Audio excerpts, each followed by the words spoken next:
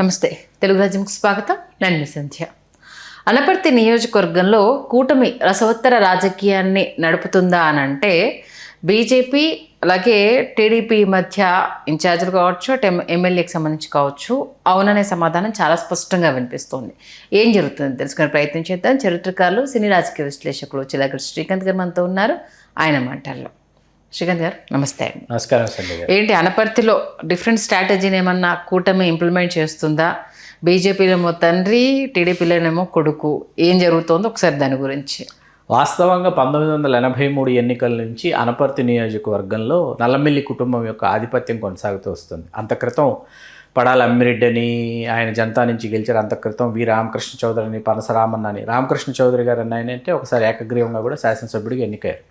78 ఎన్నికల నుంచి కూడా ఏంటంటే రెడ్డి సామాజిక వర్గం తమ ఆధిపత్యాన్ని కొనసాగిస్తూ తమ నియోజకవర్గంగా పెట్టని కోటగా అనపర్తి నియోజకవర్గాన్ని కాపాడుకుంటూ వస్తున్నటువంటి వైనం మనకు ఉమ్మడి తూర్పుగోదావరి జిల్లాలో కనిపిస్తుంది. పసలపూడి కావచ్చు, ద్వారపూడి కావచ్చు, ఇట్లాంటి రెడ్డి సామాజిక వర్గం తీవ్రతున్నటువంటి గ్రామాలు కూడా ఇక్కడ ఈ పరిధిలోకే వస్తాయి. అలా అనపర్తి నియోజకవర్గం చాలా ప్రత్యేకతల్ని సంతరించుకున్నటువంటి ఒక ప్రాంతం. అట్లాగే విపరీతంగా మీకు ఉమ్మడి తూర్పుగోదావరి జిల్లాలోనే కాకుండా ఎగువన విశాఖ జిల్లాతో మొదలుపెట్టి ఒడిస్సా వరకు, దిగువన ప్రకాశం జిల్లా వరకు కూడా ఫైనాన్స్ చేసేటటువంటి వ్యాపారులు మీకు కోకొల్లలుగా అనపర్తి నియోజకవర్గంలో కనిపిస్తారు.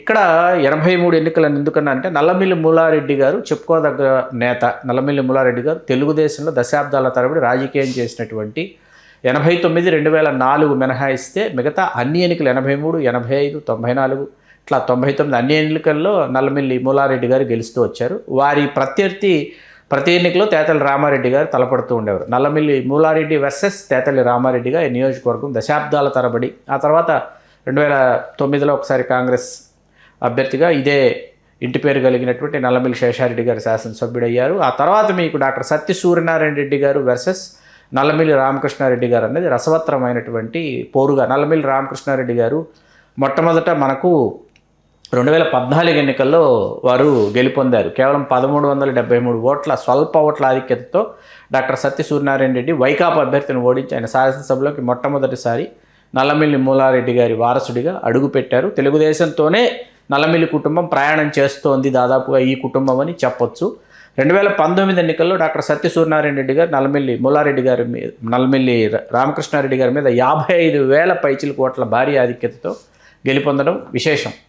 అయితే మొన్న మీకు తెలుగుదేశం ఖచ్చితంగా 2024 ఎన్నికల్లో తెలుగుదేశం ఖచ్చితంగా గెలిచి తీరుతుంది అనేటటువంటి నియోజకవర్గాల జాబితాని చంద్రబాబు నాయుడు గారు తెప్పించుకున్నప్పుడు ఆయనకు ఖచ్చితంగా ఉమ్మడి తూర్పుగోదావరి జిల్లాలో ఆయనకి మరీ ముఖ్యంగా అనపర్తి నియోజకవర్గంలో తెలుగుదేశం పార్టీ గెలుస్తుంది అనేటటువంటి నివేదిక ఆయనకు అందింది. అయితే విచిత్రంగా భాజపా ఈ స్థానాన్ని పట్టుబట్టడం, పొత్తు ధర్మంలో భాగంగా భారతీయ జనతా పార్టీ పట్టుబట్టినటువంటి నియోజకవర్గాల్లో అసలు భాజపాకి ఏమాత్రం సంబంధం లేని, భాజపాకి ఎటువంటి ఆశలు కానీ లేనటువంటి కొన్ని నియోజకవర్గాల్ని భాజపా పట్టుబట్టడం నిజంగా ఒకంత ఆశ్చర్యంగా అనిపిస్తుంది. ధర్మవరం కావచ్చు, ఎచ్చర్ల కావచ్చు, అనపర్తి కావచ్చు. అనపర్తి తప్పనిసరి పరిస్థితుల్లో భాజపాకు కేటాయించిన తర్వాత భాజపా ఒక అభ్యర్థిని దాదాపుగా వాళ్ళు రంగం సిద్ధం చేసిన తర్వాత నల్లమిల్లి రామకృష్ణారెడ్డి గారు చాలా ఆయన డీలా పడిపోవడంతో ఆయనని బుజ్జగించి ఆయనని భాజపాలోకి పంపి భాజపా కండువా కప్పి ఆయనను భాజపా అభ్యర్థిగా ప్రకటించి ఆయనను పోటీ చేయించి డాక్టర్ సత్య సూర్యనారాయణ రెడ్డి గారి మీద 20,000 పైచిలకు ఓట్ల ఆధిక్యతతో నల్లమిల్లి రామకృష్ణారెడ్డి గారు గెలుపొందడం. తెలుగుదేశం పార్టీకి ఒక ఇన్ఛార్జ్ ఉండాలిగా.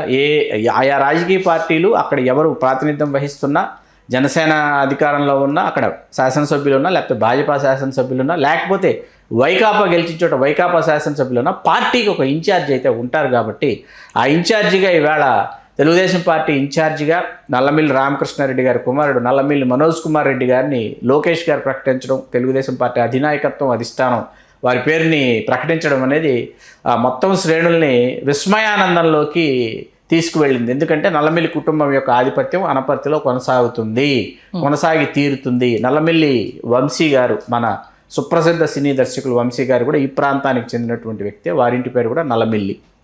అట్లాగా ఇప్పుడు నల్లమిల్లి మనోజ్ కుమార్ రెడ్డి గారిని ప్రకటించిన తర్వాత ఏంటంటే తండ్రి ఏమో భాజపాలో అన్నాడు, తనయుడేమో తెలుగుదేశం పార్టీ ఇన్ఛార్జి. అంటే చంద్రబాబు నాయుడు గారి రాజకీయ చతురత విజ్ఞత ఏ స్థాయిలో ఉంటాయో మనకు ఉదాహరణలు అనమాట. భాజపాలో అయినా సరే, జనసేనలో అయినా సరే, ఎక్కడైనా సరే తెలుగుదేశం వాళ్ళని పంపించి వాళ్ళని గెలిపించి తిరిగి ఎప్పుడు కావాలంటే అప్పుడు తిరిగి తెలుగుదేశంలోకి ఘర్వాపసి పేరుతో స్వాగతించేటటువంటి సంస్కృతి సంప్రదాయాలు చంద్రబాబు నాయుడు గారు అప్పుడెప్పుడో మొదలు పెట్టేశారన్న విషయం డాక్టర్ కామినేని శ్రీనివాస్ గారు, ఆయన బార్న్ అండ్ బ్రాటప్ తెలుగుదేశం, ఆయన ఈవేళ భాజపాలో శాసనసభ్యుడిగా కైకలూరు నియోజకవర్గం నుంచి, గతంలో కూడా వారు కైకలూరు నియోజకవర్గం నుంచే భాజపా శాసనసభ్యుడిగా గెలిచి అప్పుడు పొత్తులో భాగంగా ఆయన రాష్ట్ర వైద్య ఆరోగ్య శాఖ మంత్రులుగా వెలిగినటువంటి చరిత్ర డాక్టర్ కామినేని శ్రీనివాస్ గారిది. అట్లా తెలుగుదేశానికి సంబంధించి ఎంతోమంది, మండల బుద్ధప్రసాద్ గారు కావచ్చు, అలా ఎంతోమంది నేతల్ని, పంచకర్ల రమేష్ బాబు గారు కావచ్చు, ఎవరినైనా సరే వారిని, అరవా శ్రీధర్ గారు కావచ్చు, వారిని జనసేనలోకి పంపించి వాళ్ళని శాసనసభ్యులుగా గెలిపించుకున్నటువంటి ఘనత నిమ్మక జయరాజ్ గారు, ఏది అక్కడ మనకి ఎస్టీ నియోజకవర్గం నుంచి నిమ్మక జయరాజ్ గారు, అంత క్రితం వరుసగా ఓడిపోయినటువంటి నిమ్మక జయరాజ్ గారు జనసేనలో నిమ్మక జయరాజ్ గారు గెలుపొందడం, ఇవన్నీ కూడా తెలుగుదేశం యొక్క వ్యూహ రచనకి రాజకీయ చతురతకి నిలువుటద్దాలని చెప్పచ్చు. అంటే ఇప్పుడు తండ్రి కొడుకులకు వైరం పెట్టబోతున్నారా, లేకపోతే ఈయన కాకపోయినా నెక్స్ట్ ఇంకో జనరేషన్ రెడీగా ఉంది అన్న మెసేజ్? ఇంకొక తరాన్ని అదే కుటుంబంలో నల్లమిల్లి ములారెడ్డి గారు, నల్లమిల్లి రామకృష్ణారెడ్డి గారు, నల్లమిల్లి మనోజ్ కుమార్ రెడ్డి గారు, వరుసగా తాత తండ్రి తనయుడు అనేటటువంటి, అంటే ఇవన్నీ ఆధిపత్య వర్గాలుగా, ఆధిపత్య నియోజకవర్గాలుగా, ఆధిపత్య భావజాలాన్ని ఆయా నియోజకవర్గాలలో పాదుకొల్పేటటువంటి విధంగా వీటిని సామంత రాజ్యాలుగా తయారు చేయటం, కొన్ని సామాజిక వర్గాల చేతుల్లో, కొన్ని కుటుంబాల చేతుల్లోకి నియోజకవర్గం వెళ్ళిపోయిందనుకోండి, కొత్త రాజకీయం, కొత్త తరం, కొత్త రక్తం అనేది రాజకీయాల్లోకి రావటం అనేది దాదాపుగా మృగ్యమైపోతుంది. ఎందుకంటే ఈ రాజకీయ పార్టీలకు వెళ్ళి ఏం చేస్తాం, అయితే వాళ్ళు కాకపోతే వీళ్ళు, అయితే ఆ కుటుంబం కాకపోతే ఈ కుటుంబం, వాళ్ళకి మాత్రమే అవకాశం వస్తుంది కదా అని కొన్ని సామాజిక వర్గాలు అసలు రాజకీయాల వైపు ఆలోచించడం, చూడటమే మానేస్తాయన్నమాట. అవి రెండు పార్టీలు అవలంబిస్తున్నటువంటి ఒక ఆట, ఒక క్రీడ ఇది. అంటే ముందస్తు అభ్యర్థిని టీడీపీ ప్రకటించినట్టే, దాదాపు ప్రకటించినట్టే. రేపు భాజపా పొత్తులో భాగంగా భాజపాకి కేటాయించాం, ఏది ఏ స్థానం అనపర్తని అనుకుందాం, తెలుగుదేశం తీసుకుంది అనుకోండి, నల్లమిల్లి కుటుంబంలోనే శాసనసభ్యుడు పోటీ చేయడానికి తయారుగా ఉన్నాడు, సంసిద్ధంగా ఉన్నాడు అని తెలియజెప్పేటటువంటి సంకేతాల్ని ముందుగానే పంపించారు. ఓకే, అంటే ఏంటి అసలు కూటమి స్ట్రాటజీ ఏంటి? ఎందుకంటే పొత్తులో భాగంగా ఉన్నప్పుడు ఏ నియోజకవర్గం రేపు ఎవరు సొంతమవుతుందో చెప్పలేని పరిస్థితి, కానీ ఇప్పుడే అభ్యర్థులను ప్రకటించడము, ఇందాక మాట్లాడుకున్న అయ్యన్న పాత్రుడి నియోజకవర్గం కావచ్చు, ఇప్పుడు ఇది కావచ్చు, అనపర్తి కావచ్చు, బిఫోరే అని అంటే 2 years ముందే ఇంత స్ట్రాటజిక్గా ఆలోచించడం అంటే ఎలా చూడాలి? అంటే మరొక మారు ఖచ్చితంగా కూటమి అధికారంలోకి రావాలి అనేటటువంటి ఒక ఆలోచన, దూరాలోచన. ఆ దూరాలోచనతో పాటుగా ఏంటంటే లోకేష్ గారు తన సర్వసైన్యాన్ని ఆయన సిద్ధం చేసుకుంటున్నాడని మనం స్పష్టంగా చెప్పచ్చు. ఎందుకంటే రేపు చింతకాయల రాజేష్ గారు కావచ్చు నర్సీపట్నం నియోజకవర్గంలో, ఇక్కడ నల్లమిల్లి మనోజ్ కుమార్ రెడ్డి గారు కావచ్చు, వాళ్ళు ఇప్పటివరకు ప్రత్యక్ష ఎన్నికలు ఎదుర్కొన్నటువంటి వాళ్ళు, very new and also very fresh to politics అనమాట, very new to direct election. కాబట్టి ఏంటంటే ప్రజల్లో వాళ్ళ మీద తెలియకుండా ఒక సానుకూలత ఉంటుంది. ఈ మీరు నియోజకవర్గాలకు వెళితే మొట్టమొదటిసారి పోటీ చేస్తున్న వాళ్ళకు ఉండేటటువంటి ఒక అడ్వాంటేజ్ ఏంటంటే వాళ్ళ మీద ప్రజల్లో ప్రతికూలత ఉండదు. అంత క్రితం వచ్చావు, నువ్వు మాకు వాగ్దానం చేసావు, నువ్వు మా కోసం ఏమీ చేయలేదు అనేటటువంటి విమర్శల జడివానకి వీళ్ళు జడవనవసరం లేదనమాట. వాళ్ళ మీద ఒక పాజిటివ్ ఒపీనియన్, వాళ్ళు మేము ఏదో చేయడానికి వచ్చాము వాళ్ళు చెప్పుకోవడానికి వాళ్ళకు ఒక రెడ్ కార్పెట్ అనమాట ఫస్ట్ టైం ఎలక్షన్ చేసేటటువంటి క్యాండిడేట్స్కి. అట్లా లోకేష్ గారు ఏంటంటే ఆయన వైపు నుంచి ఆయన తన సైన్యాన్ని, మొట్టమొదటిసారి ఎన్నికల్లో పోటీ చేసేటటువంటి సైన్యాన్ని ఆయన తయారు చేసుకుంటున్నాడని మనం అర్థం చేసుకోవచ్చు. అంటే రాబోయేదంతా యువరక్తము కూటమిలో ఉండబోతోంది, ఎస్పెషల్లీ టీడీపీలో ఉండబోతోంది అనేసి స్పష్టం చేసుకోవచ్చు. వారసులు యువరక్తం తెలుగుదేశంలో మరీ ముఖ్యంగా ఒకంత కాదు, చాలా ఎక్కువ.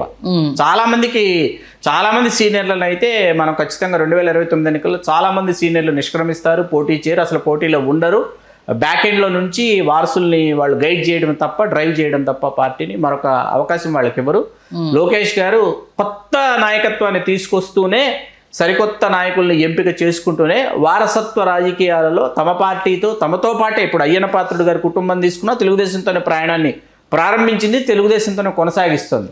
నల్లమిల్లి మూలారెడ్డి గారి కుటుంబం తీసుకున్న తెలుగుదేశంతో ప్రయాణాన్ని ప్రారంభించింది, తెలుగుదేశంలోనే కొనసాగుతుంది. కాబట్టి ఇటువంటి కుటుంబాల్ని కాపాడుకునేటటువంటి ఒక ముందు జాగ్రత్త చర్యగా కూడా మనం దీన్ని అభివర్ణించవచ్చు. అంటే రాబోయే రోజుల్లో చాలా నియోజకవర్గాల్లో ఇలాంటి ప్రయోగాలు జరిగే అవకాశం ఉంది, చాలా ప్రయోగాలు. అంటే లోకేష్ గారు చాలా దుందుకుడుగా దూరదృష్టితో రెండింటితోనూ ఆలోచిస్తున్నారు అయితే. అవును.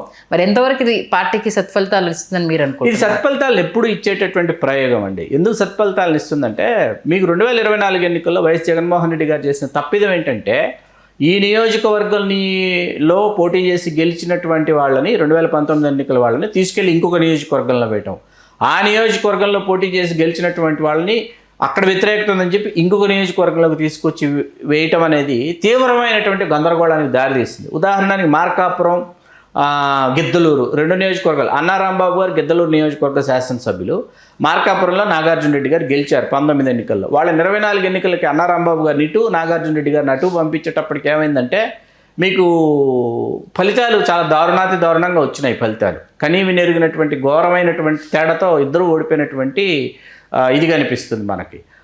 అలా కాకుండా ఇక్కడ లోకేష్ గారు ఏం చేస్తున్నారంటే, next generation who is new to politics and also who is the new face, fresh face ఎవరన్నది చాలా అద్భుతంగా జాగ్రత్తగా దానిని ఎంచుకుంటున్నాడు. ఎంచుకొని వాళ్ళకి ముందస్తుగానే ప్రజలకు పరిచయం చేస్తున్నాడు.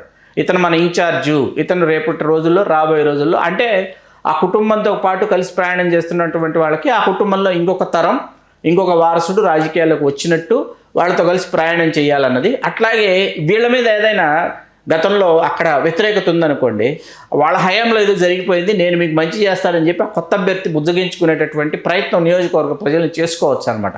ఆ వెసులుబాటు ఉంటుంది అక్కడ. కానీ ఏదేమైనా ఇది మంచి పరిణామం. ఎందుకంటే ఇంత ఎర్లీగా ప్రకటించడం వల్ల తన క్యాడర్ని సమాయత్తం చేసుకుంటాడు. ప్రజలతో మమేకం అవడానికైనా, పార్టీ క్యాడర్కైనా మనకు కొత్త వాళ్ళు వచ్చారు, వారసులే కంటిన్యూ అవుతున్నారు, దాంట్లో కొత్త రక్తం వచ్చిందన్న మెసేజ్ కూడా స్ప్రెడ్ అవుతుంది. కాబట్టి ఇంకా ముందుకెళ్ళడానికి అవకాశం ఉంటుంది. మరి ఈ ఎంపికను మిగతా అంటే సీనియర్లు ఎంతవరకు స్వాగతిస్తారు? ఎంతసేపు వాళ్ళ కుటుంబమైనా సెకండ్ కేటగిరీ కూడా ఉంటుంది కదా చూడరా అన్న అది ఖచ్చితంగా అది కూడా ఒక అంశం అండి. కాకపోతే ఎన్నికల్ని ఎదుర్కొనేటటువంటి సత్తా ఎవరికి ఉంది, ఏ కుటుంబానికి ఉంది, ఆదరణ ప్రజల్లో మమేకమైపోయినటువంటి కుటుంబం ఏది, ప్రజలతోనే కలిసి వాళ్ళు ప్రయాణం చేస్తూ నియోజకవర్గంలో ఉన్నటువంటి మంచి చెడులు కావచ్చు వాటిని విశ్లేషిస్తూ ప్రజలతో కలిసిమెలిసి ఉన్నటువంటి కుటుంబాలకే ప్రాధాన్యతనిస్తాను తెలియజెప్పినట్టు కూడా అవుతుంది. కొన్ని కుటుంబాల వాళ్ళకైతే ఖచ్చితంగా ఉద్వాసన అయితే పలుకుతారు చంద్రబాబు నాయుడు గారు ఈసారి. ఏది అసలు ఆ కుటుంబాలను అసలు పోటీ చేయించేటటువంటి పరిస్థితి ఆ నియోజకవర్గాల్లో లేని నియోజకవర్గాలు శాసనసభ్యులు కొంతమంది ఉన్నారు. వాళ్ళ గురించి మనం ఇంకొక రోజు ఇంకొక విశ్లేషణ చేద్దాం. ప్రస్తుతానికైతే ముందస్తుగా కాపాడుకోవాలి, మనతో కలిసి ప్రయాణం చేసి మనతోనే ప్రయాణం ప్రారంభించారు, మనతోనే కలిసి మెలిసి నడుస్తున్నారు అనేటటువంటి వాళ్ళని కాపాడుకునేటటువంటి క్రమంలో తెలుగుదేశం అద్భుతమైనటువంటి పాచిక ముందుగానే వేసి తమ అభ్యర్థుల్ని ముందుగా ఇన్ఛార్జీల రూపంలో అభ్యర్థుల్ని చాలా జాగ్రత్తగా తయారు చేసుకుంటోంది. ఎన్నికల వేళ వాళ్ళు నిజంగా రేపు నియోజకవర్గాల పెంపు జరిగిన కనీవిని ఎరిగినటువంటి విజయావకాశాలు మెరుగ్గా ఉన్నటువంటి నాయకులు, ఇన్ఛార్జీలు మనకు తెలుగుదేశంలోనే కనిపించబోతున్నారు. ఇది వాస్తవం. ఓకే, మొత్తానికి సీనియర్లకు ఉద్వాసన, వారసులకు ఎంట్రీ, స్వాగతం, దాంతోపాటు ప్రక్షాళన రాబోయే రోజుల్లో చాలా మార్పులు చేర్పులు అన్నట్టు. చూద్దాం ఏ దిశగా అడుగులు పడుతుంది అనేది. మంచి విశ్లేషణ అందించారు. Thank you Srikanth. ధన్యవాదాలు సంధ్య గారు. హలో, తెలుగు రాజ్యం ఛానల్ చూస్తున్నారా? సామాజిక, రాజకీయ, జీవన చిత్రణే తెలుగు రాజ్యం. అతిశయోక్తులు, అసత్యాలు ఉండవు. రాజకీయ కోణం కాదు, ప్రజా కోణమే కొలబద్ద. తెలుగు రాజ్యం వీక్షణ మీ ఉత్తమ అభిరుచికి నిదర్శనం.